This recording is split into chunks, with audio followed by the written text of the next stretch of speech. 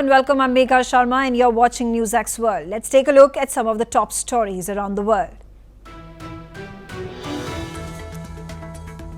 South Korea's impeached President Yoon Suk-yeol leaves detention after a court cancelled his arrest warrant. Yoon remains suspended from his duties and the trial is still ongoing. At least 14 people have been killed in Russian strikes in Ukraine's East Donetsk region. These strikes come after Trump threatened large-scale Russian sanctions as he says Russia is absolutely pounding Ukraine.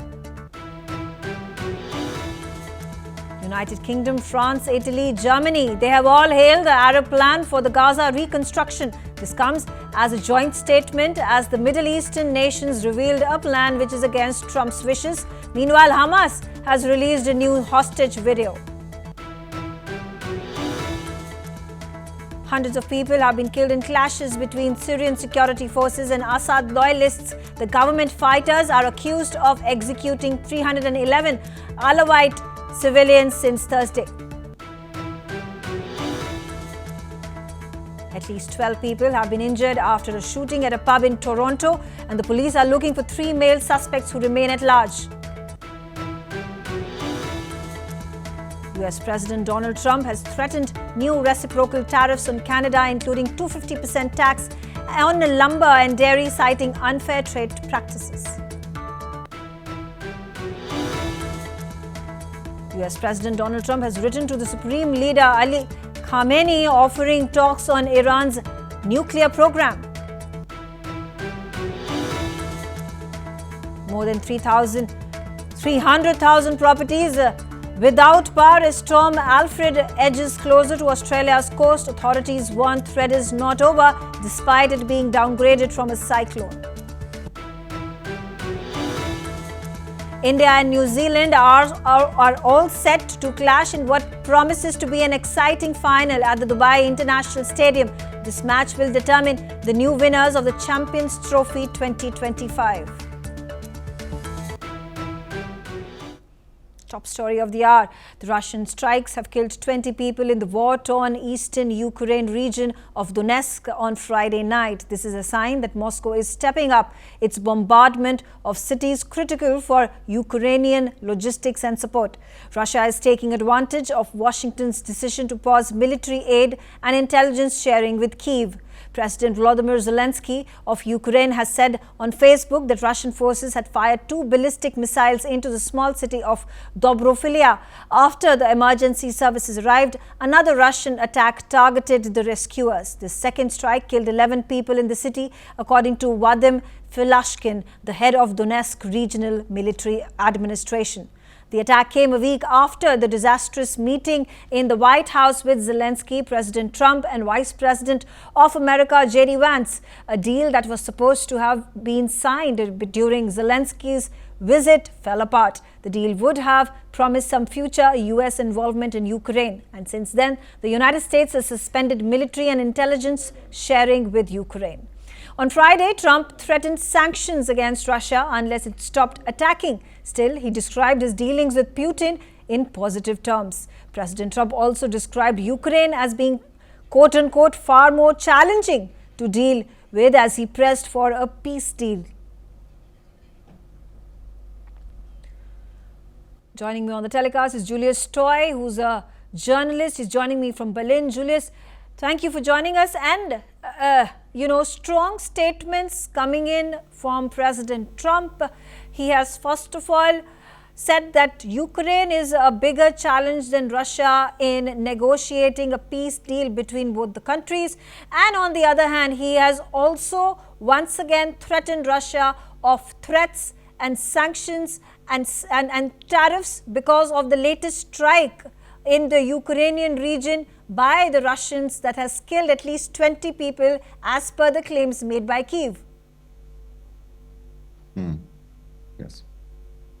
So what really is like the question you asked me? The question being how sensitive an issue this is to tackle for Donald Trump, who is at this point of time trying really hard because he wants to definitely take credit for the peace that he wants to negotiate between Russia and Ukraine. But do you see a timeline over here in the near future that this can be attained amidst all these complications that we see?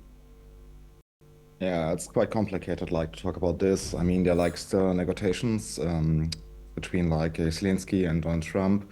It was like a heated discussion in the White House. But like this war is like going for over 3 years now, and Trump really wants like to get like a solution with all the power he has. And in my opinion, it's like not like in a good way, but what I saw like in the last 2 and 3 years, it was like very disturbing for me as a photographer, videographer. Like I met like a lot of people like in Kharkiv region, in Donetsk region, also like in Kherson. But for the most time, it was like very disturbing for like the people of Ukraine. And there's like a lot of And how do you view the reaction coming in from European Union nations now, from France threatening Russia with nuclear arsenal, to Russia then reacting, saying this is going to be escalation of war, the European Union nations coming together and saying that the defense budget needs to be increased to protect Europe, which needs to keep its options open and not rely on United States of America. How is Russia and Europe going to move forward with this complicated relationship in the future? like you said, it's like quite complicated to find like an explanation for like this heated discussion. What I can say as a German citizen is like that, like my state, Germany, stands behind Ukraine, like Olaf Scholz or amidst. But of course, there are like some problematics like in a very harsh escalation between like the countries, and everyone goes like for their own currently. And it's my opinion, just like that. Right, right, okay. And talking about the kind of rift that is at this point of time being seen between Europe and United States, do you think there is some way of rapprochement between both these regions in wake of the Trump administration in the second term, or do you think this rift is only going to become bigger over the course of the years? I think like with like, for example, for like my country, Germany, it really stands like for Ukraine. It still wants to support Ukraine, like all the people here. I just can't tell you like about my German friends. We got like a lot of volunteers, a lot of guide, like yeah, donations for like Ukrainian people to help them out, like with vehicles, weapons, medical stuff. And we still stand behind like Ukraine. So that's what I can say. All right, thank you for joining me and sharing your views on this. Let's quickly take a look at the other big story that has shaken the entire world. This is about the latest visual, the video that has been released by Hamas. It has shown the Israeli hostage Matan Angrest. In the video, Angrest could be seen calling on Israeli authorities to move forward with the second phase of the Gaza ceasefire deal. Angrest, who turns 22 in November, reportedly has been held by Hamas for the last 511 days. He was abducted during Hamas's October 7, 2023 terror attack. Here's what he had to say. אנגריסט, נחטפתי ב-7 באוקטובר ממוצב נחל עוז, 511 יום בשבי של החמאס. התעכבה כל הסיפור של העסקה, שחרור החטופים, באמת. הרגשה פה שצה"ל ומדינת ישראל, ממשלה, הפקירו אותנו כאן בשבי, תקופה ארוכה מאוד. ואנחנו החטופים מתחילים לאבד תקווה, אנחנו לא רואים את הסוף. לא רואים את הסוף של הדברים, של כל הסיפור הזה. אני רוצה להגיד לצה"ל, אתם לא תצליחו להחזיר אותנו. לא תצליחו להחזיר אותנו בכוח צבאי. הדרך היחידה להחזיר אותנו... Trump has been urged to proceed with the ceasefire deal, and the last hostage comes home is what the message that President Trump of United States of America has put forth to the world and particularly to Hamas. Meanwhile, the U.S. President Donald Trump issued a strong warning to Hamas, demanding the immediate release of hostages still held in Gaza. Trump vowed to provide Israel with everything it needed to finish the job and warned that no Hamas member would be safe if his demands were ignored. This statement comes shortly after the White House confirmed it was holding direct talks with Hamas. This has raised tensions between U.S. and Israel, and reports indicate that Israel's Strategic Affairs Minister Ron Dermer confronted U.S. hostage envoy Adam Boehler over these discussions held with Hamas without Israel's knowledge. The talks, which reportedly took place in Doha, focused on potential release of American hostages from Gaza. Ambassador Veena Sikri on the telecast with me. Ambassador Sikri, thank you for joining me on the telecast. How do you view this very sensitive situation in Gaza?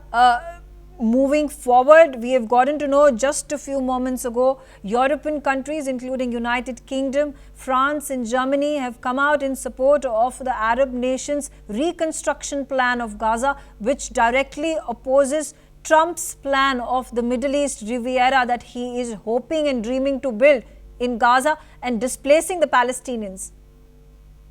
Well, I think first and foremost we should look at the state of the ceasefire, the state of the situation, the confrontation with Hamas and Israel.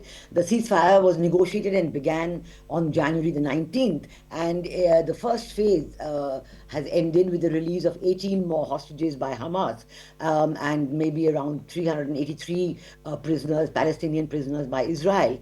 But now at the end of the first phase, the entire ceasefire process, which was supposed to continue in a rolling manner, is at great jeopardy, and there's a great possibility of hostilities resuming because of course, as you said, President Trump's special envoy Adam Boehler has spoken to Hamas, and this has been objected to by Israel. But at the same time, President Trump has promised full assistance to Israel to continue with its efforts on Gaza. So we have here a problem where the Hamas is now refusing to talk anymore. In fact, the next round of negotiations between envoy Steve Witkoff have been called off with Hamas because they are refusing any continuation of the release of hostages.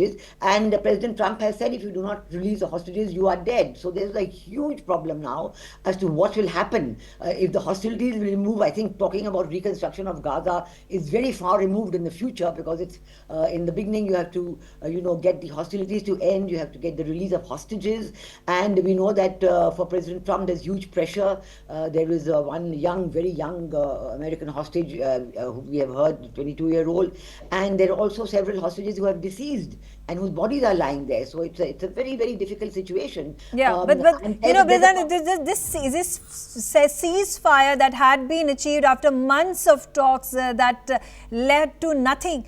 But finally, a ceasefire, a hostage exchange deal was negotiated. It has come to a halt. It has come to a head, and there is increased pressure from civilians in Israel as well that they want this ceasefire deal to come through. Well, I think here you think about two big aspects. One is the Palestinian two-state solution. How do we get that? The second is the end of Hamas as a terrorist organization. Hamas is banned in USA and in many other countries of the world. It's considered a complete terrorist organization. So Hamas has to walk out of Israel, out of the Gaza Strip, has to go into exile. That is what has been talked about with Hamas. But of course, they're not agreeing to that. So the continuation of Hamas in the Gaza Strip, the continuation of the presence of Hamas as a terrorist organization.